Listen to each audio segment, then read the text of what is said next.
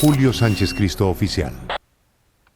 Julio, W Radio conoció en primicia que la principal testigo del homicidio de Juan Felipe Rincón, hijo del general William Rincón, inspector de la Policía Nacional, desapareció del centro de menores en el que permanecía tras denunciar amenazas de muerte, luego de haberse comprometido a revelar todos los detalles sobre la supuesta banda delincuencial que estaría detrás de la aparente extorsión a la que someterían al joven de 21 años que fue asesinado el domingo 24 de noviembre en el barrio Quiroga, en la localidad Rafael Uribe del sur de Bogotá. Se trata de la menor de edad SVB, quien compartió con Juan Felipe Rincón días y horas antes del crimen y quien además pidió protección para su vida y la de su familia. El abogado Juan Felipe Criollo, representante judicial del general Rincón, víctima de este caso, le pidió a la fiscal general de la Nación, Luz Adriana Camargo, que intervenga ante las irregularidades que evidenció en un memorial de 10 páginas al que tuvo acceso W Radio. Vamos para México. Nos atiende el exministro Ildefonso Guajardo Villarreal. Fue ministro de Economía de México entre 2012 y 2018. Señor ministro, buenos días. ¿Qué tal? Buenos días. ¿Cómo te va, Julio? Pues aquí tratando de entender la película. ¿Qué tanto le preocupa lo que está pasando? Pues nos debería de preocupar a todos, e inclusive a los colombianos también. ¿Por qué? Pues porque el inicio de la confrontación comercial y el concepto que tiene Donald Trump de un déficit comercial, pues no se queda simplemente con sus vecinos. O sea, no va a haber un arancel con México del 25% en autos, sin que eso afecte a Europa. No va a haber un arancel para México en aguacates, sin que eso afecte a Perú. No va a haber un arancel para las flores mexicanas, sin que eso afecte a Colombia. O sea, lo que nos debe preocupar es un cambio de paradigma, un cambio fuerte de paradigma en la conceptualización que el líder de una de las potencias más importantes del mundo tiene en este momento.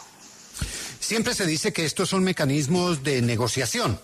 Antes se pensaba que era una amenaza, ahora se hizo realidad y estamos en esto.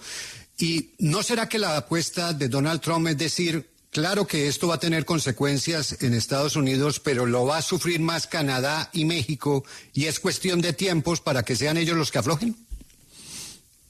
No, pues obviamente esa es la estrategia. Cuando me tocó negociar el USMCA como jefe negociador de México, logramos poder utilizar una estrategia haciendo del tiempo nuestro principal aliado, y cuando llega Trump en abril del 17 amenaza con salirse del NAFTA anterior, del Tratado de Libre Comercio.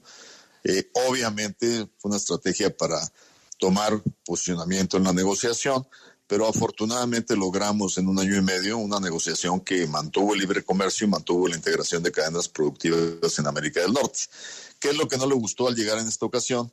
Que él creyó que el déficit comercial iba a cambiar. Claro que no iba a cambiar cuando hay una guerra comercial con China. La única manera de compensarla es que México y Canadá suban su posicionamiento en el mercado interno de Estados Unidos. Morgan Stanley está hablando ya de una recesión en México y Canadá como resultado de estos aranceles. ¿Usted estaría de acuerdo con esta apreciación? Va a haber una llamada con Justin Trudeau y ya en este momento debe de estarse desarrollando con la presidenta Sheinbaum. La respuesta a un impacto recesivo. De hecho, la economía mexicana estaba mostrando en el último trimestre una desaceleración importante de crecimiento. Sí, el resultado de esas conversaciones es que la visión es que este 25% que se aplicaría a partir de mañana se quede por la mayor parte del año. Sí va a haber un impacto sin duda en la tasa de crecimiento.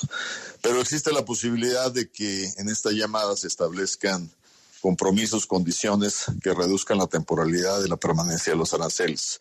Esto nos hará que las empresas, sobre todo manufactureras, tomen decisiones de aprovechamiento de capacidad ociosa, que ajusten vía capacidad ociosa e inventarios, y no haya decisiones de largo plazo en cuanto a cierre de empresas en forma definitiva. Si en efecto se llevan a cabo estos aranceles a partir del día de mañana, ¿qué opciones tiene México?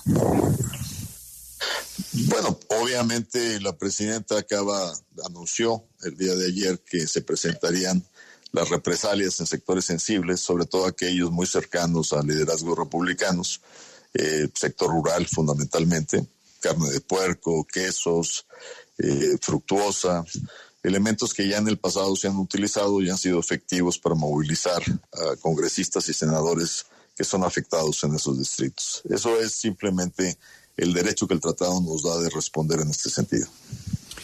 Y desde el punto de vista de política pública, sí, México lo que debe hacer es compensar con acciones en favor de la competitividad para reducción de costos y compensar parcialmente el impacto del arancel.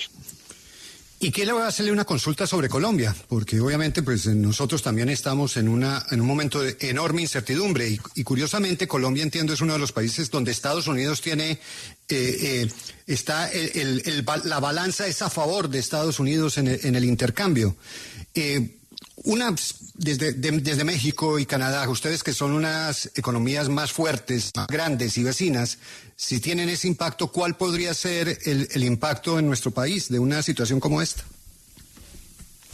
Bueno, yo creo que el tener una balanza comercial de acuerdo a la nueva teoría trumpiana del comercio exterior, pues los ayuda, ¿no? Porque él al no tener un déficit comercial con Colombia tendría una visión distinta. Pero sin duda el impacto de lo que pase a nivel de la economía global con las amenazas que ha hecho con respecto a Europa, pues todos sufriríamos en una recesión. O sea, los mercados de ustedes pues están un poco más diversificados, pero en un efecto global, al pegarle el comercio y al inducir una desaceleración de la economía, pues traeríamos efectos indirectos en ese sentido. ¿Qué tan viable sería también, además de estas 10 que ya nos comentaba hace unos minutos, exsecretario, que se firmen nuevos acuerdos o se vea hacia otros horizontes? Por ejemplo, hace poco se hablaba también de un nuevo tratado comercial con la Unión Europea por parte de México.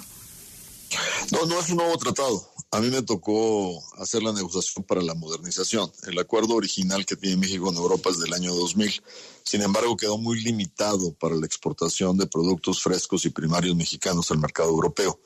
A mí me tocó cerrar la negociación antes de cerrar la norteamericana como una estrategia para la diversificación. Te doy un ejemplo. Logré abrir jugo de naranja. ¿Por qué? Porque los jugueros estaban con la posibilidad de que se nos cerrara el mercado americano. Lo mismo para frutas y hortalizas frescas. O sea, esa es una de las partes que tenemos que estar trabajando, o sea, en la diversificación. Lamentablemente, cuando llegó el gobierno de López Obrador, frenó la ratificación de ese acuerdo, porque con la manera ideologizada con que tratan el tema de energía, no querían adquirir los compromisos que implicaba la Constitución mexicana de apertura, y al fin cerraron el acuerdo, concediendo o regresando cosas que habíamos logrado en materia de productos primarios. Pero efectivamente, este acuerdo ya existe y se pudo haber utilizado para mejorar la penetración del mercado. Y lo mismo pasa con el acuerdo del Pacífico, donde estamos Chile, Perú y México. Que sería bueno que Colombia se incorporara al acuerdo del Pacífico. Y ahora que usted habla del Pacífico, para México, ¿qué tan viable, más aún que queda metido en el paquete de los culpables del fentanilo junto con la China, entonces qué tan viable es que México diga, ¿sabe qué? Estados Unidos, chao, acepto sus tarifas y más bien me voy a hacer negocios con la China? En el caso de China, para la economía mexicana, no es es nuestro segundo socio comercial, porque los necesitamos en las cadenas de valor. Sin embargo, para México China no es una alternativa. Es muy diferente lo que representa China para Chile, para Argentina, para Brasil, que es fundamentalmente la exportación de productos primarios. México, por su perfil manufacturero, compite con China.